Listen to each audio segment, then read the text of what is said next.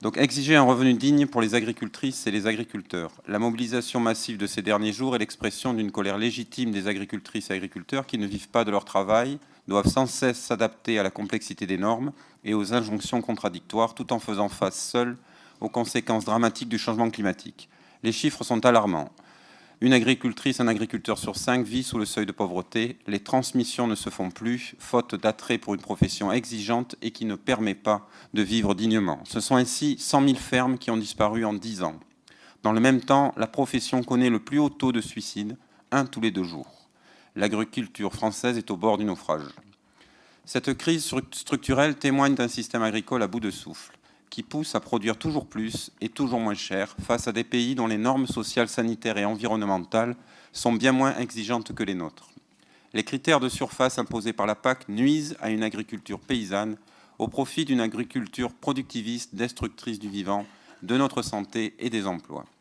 Les agricultrices et agriculteurs français sont de surcroît pris en étau entre l'industrie agroalimentaire et la grande distribution qui impose des prix toujours plus bas.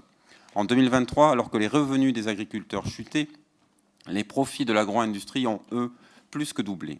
Surfant sur la spéculation, les grands groupes captent toute la valeur ajoutée des produits agricoles et gonflent leurs marges, alimentant l'inflation qui pèse en bout de chaîne sur les agricultrices, agriculteurs et sur les consommateurs. Et tout cela avec la bénédiction du gouvernement.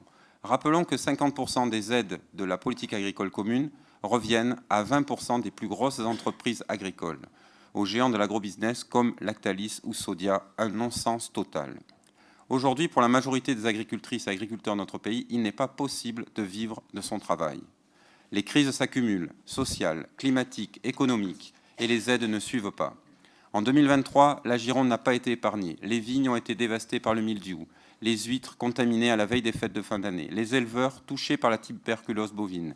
Quant aux éleveurs laitiers, leur prix continue d'être tiré vers le bas, quitte à vendre à perte. À chaque crise, les aides ne sont pas systématiques et tardent à venir. C'est tout le système qu'il faut repenser. Nous devons sortir du libre-échange à outrance et de la concurrence déloyale qui frappe les agricultrices et agriculteurs, détruit le vivant et anéantit tout espoir de relocalisation de notre agriculture. Nous devons refondre notre politique agricole dans un modèle plus solidaire, plus respectueux de la biodiversité et protégeant celles et ceux qui nous nourrissent. La souveraineté alimentaire de la France, ce sont les agriculteurs et agricultrices qui peuvent la reconquérir. Le département de la Gironde prend déjà toute sa part en accompagnant les jeunes agricultrices et agriculteurs dans leur installation, en les aidant à s'équiper pour diversifier leurs activités et en déployant un plan bovin et ovin d'urgence pour prémunir les éleveurs contre les risques sanitaires qui se multiplient et qui menacent les troupeaux et pour soutenir les filières de qualité locale. Le département fait également, avec sa politique Gironde alimentaire, la promotion des circuits courts et de l'agriculture biologique pour favoriser l'accès à une alimentation de qualité par le plus grand nombre et garantir un juste revenu aux agricultrices et agriculteurs. Le gouvernement doit maintenant prendre la sienne en pesant dans les négociations pour une PAC qui retrouve sa raison d'être, assurer une alimentation en circuit court, saine et accessible à toutes et tous, tout en permettant aux agricultrices et agriculteurs de vivre dignement de leur travail, une PAC qui serait l'instigatrice d'une transition agroécologique des pratiques agricoles et consacrerait dans le même temps notre souveraineté alimentaire.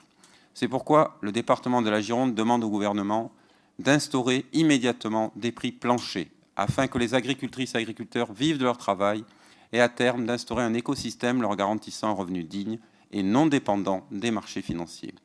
Une application stricte de la loi Egalim afin de permettre un prix réellement protecteur pour le producteur et le consommateur. Un moratoire sur les accords de libre-échange, comme cela a été proposé par plusieurs groupes parlementaires. L'interdiction d'importation des produits ne respectant pas les normes de production françaises et européennes. Une meilleure répartition des fonds européens afin de soutenir prioritairement les petites exploitations paysannes et une agriculture respectueuse des humains et de la nature. L'accompagnement à la conversion et à la production biologique et la création d'un système de sécurité sociale agricole afin que les risques que prennent les agricultrices et agriculteurs individuellement soient couverts et portés par la solidarité nationale. J'entends là les risques financiers dans les investissements et de perte de culture dans les nombreux aléas climatiques. La solidarité locale ne peut pallier les carences de la solidarité nationale, ça a été dit, et d'une vision claire pour permettre aux agriculteurs de reprendre leur destin en main.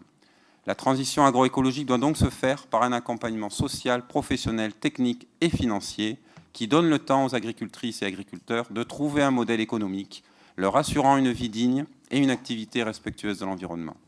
Les élus du département de la Gironde tiennent à faire leur possible pour que la filière agricole ne fasse pas que survivre, mais qu'enfin elle puisse vivre et travailler dignement.